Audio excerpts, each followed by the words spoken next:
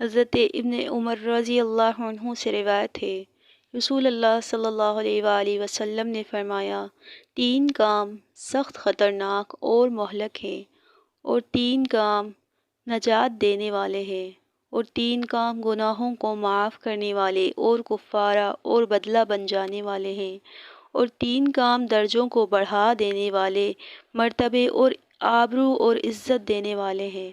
ہلاک کرنے والے 3 گناہ تو یہ ہیں، اول یہ کہ بخیلی اور حرص کے پیچھے لگ جانا، دوسرا خواہش نفس کی پیروی میں مشغول ہو جانا، تیسرا انسان کی اپنی عقل مندی اور رائے پر نازا ہو جانا۔ 3 چیزیں جو نجات دینے والی ہیں وہ یہ ہیں: غصے اور محبت کے وقت میانہ روی اختیار کرنا، فقیری امیری میں بھی درمیانہ چال چلنا، پوشیدگی اور ظاہر میں اللہ کا خوف رکھنا۔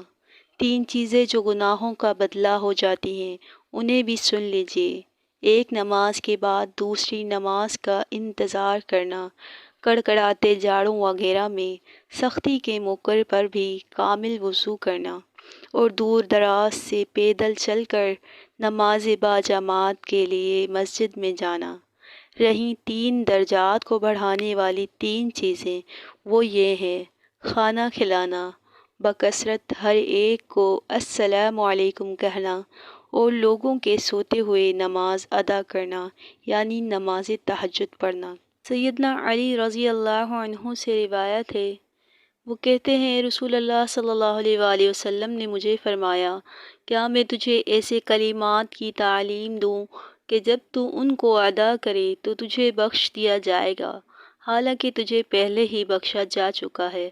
بہرحال وہ کلمات یہ ہیں: لا الہ الا اللہ الحلیم الکریم، لا الہ الا اللہ العلی العظیم، سبحان اللہ رب السماوات السبع ورب العرش العظیم، الحمد للہ رب العالمین۔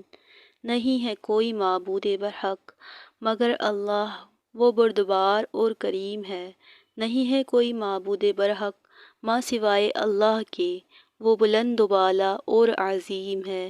اللہ تعالیٰ پاک ہے، جو کہ 7 آسمانوں اور عرش عظیم کا رب ہے۔ ساری تعریف اللہ کے لیے ہے، جو کہ تمام جہانوں کا رب ہے۔